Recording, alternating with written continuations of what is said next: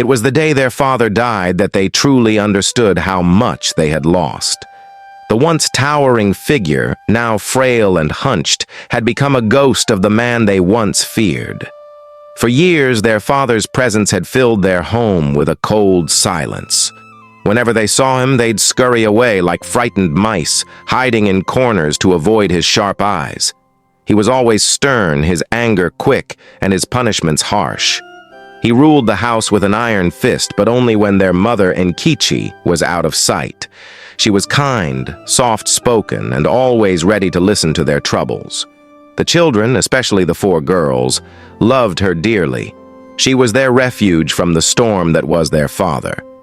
Yet their father often accused Nkechi of spoiling the children, particularly the only boy, Chijioke.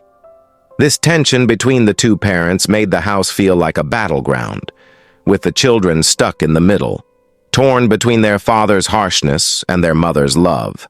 The children, though young, quickly learned to dread the moments their father would come home. It was as if a cloud of anger would descend upon the house, filling every room with fear. Chijioke, being the only boy, was the most affected. His father often singled him out, blaming him for every little misstep, accusing him of being weak and lazy, unlike his own hard-working self.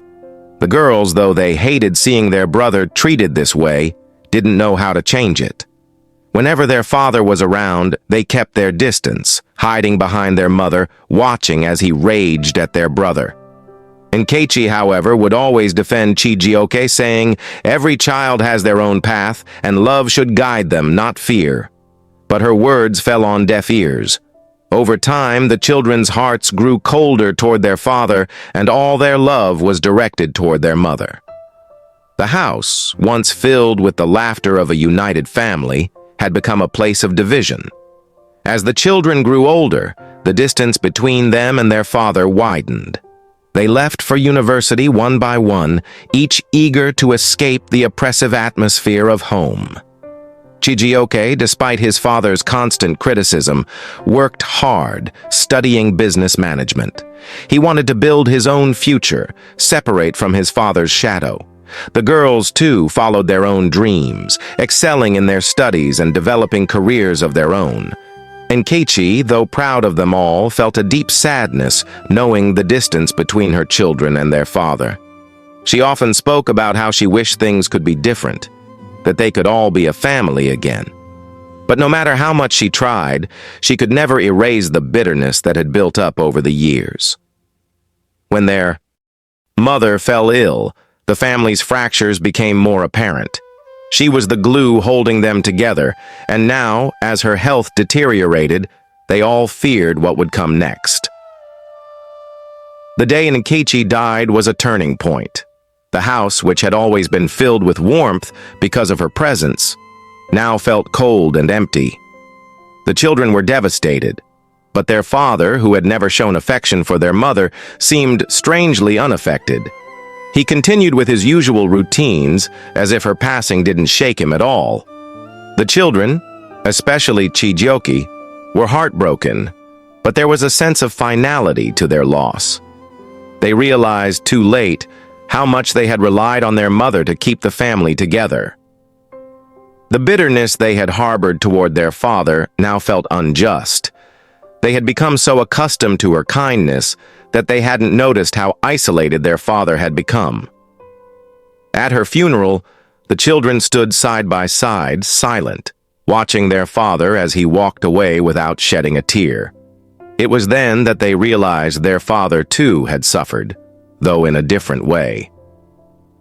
Months passed after Nkechi's death, and Chijioke, now in his late 20s, had built a successful business of his own. He had distanced himself from his father's expectations, knowing he could never live up to them. His father had always wanted him to take over the family's business, but Chijioke had made his own plans. One evening, as he visited his father's home, the old man, now weakened by age, called him into the study.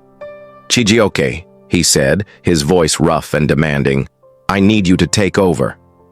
You are the only one who can carry on what I've built." Chijioke, knowing the weight of his father's words, stood still, unsure of how to respond.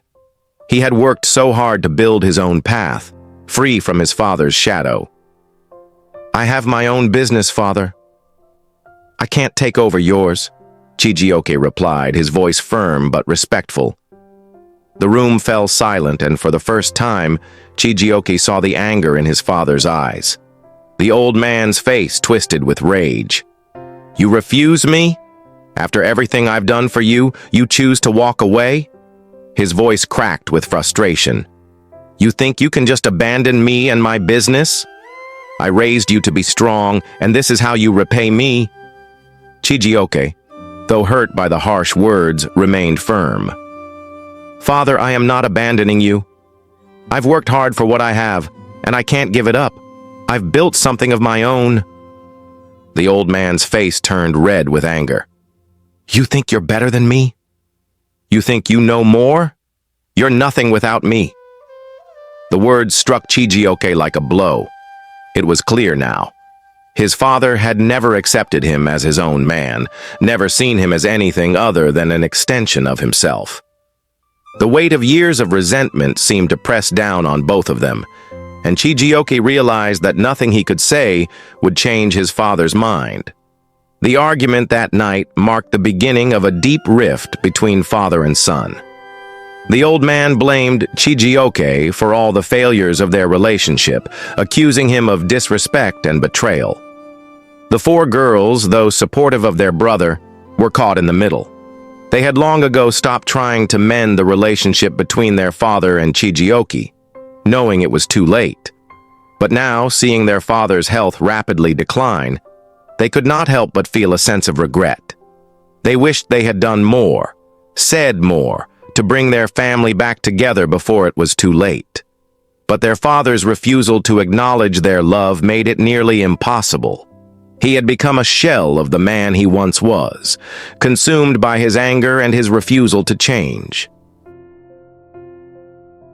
The children were left with a fractured family, unable to repair the damage their father had done. As the years passed, their father's health worsened. He grew weaker, more frail, and his once commanding presence had become a shadow of itself. The children, now adults with families of their own, watched from a distance as their father became more isolated.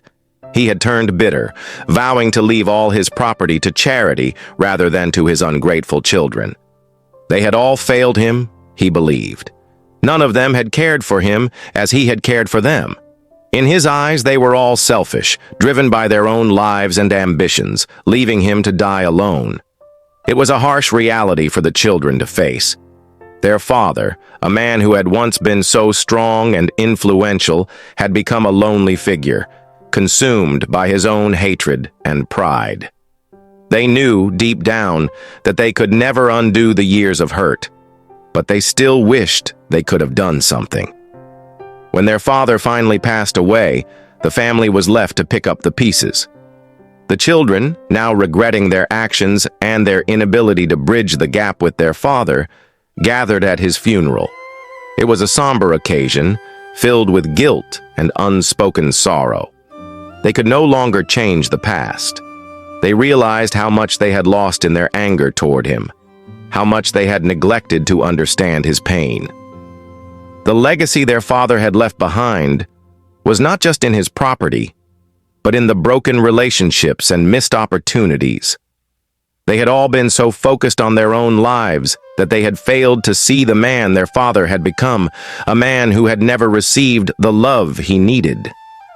As the funeral procession came to an end, Chijioke stood at the grave of his father, tears welling in his eyes. He had never imagined this day would come, where his father would be gone, and he would never have the chance to mend what had been broken. His sisters stood beside him, equally silent, equally regretful. They all realized too late the damage they had caused by staying silent for so long. The father they had feared, the father they had resented, was now gone, and with him, any chance of reconciliation. The legacy of silence remained, a constant reminder of their lost opportunities to heal their family before it was too late.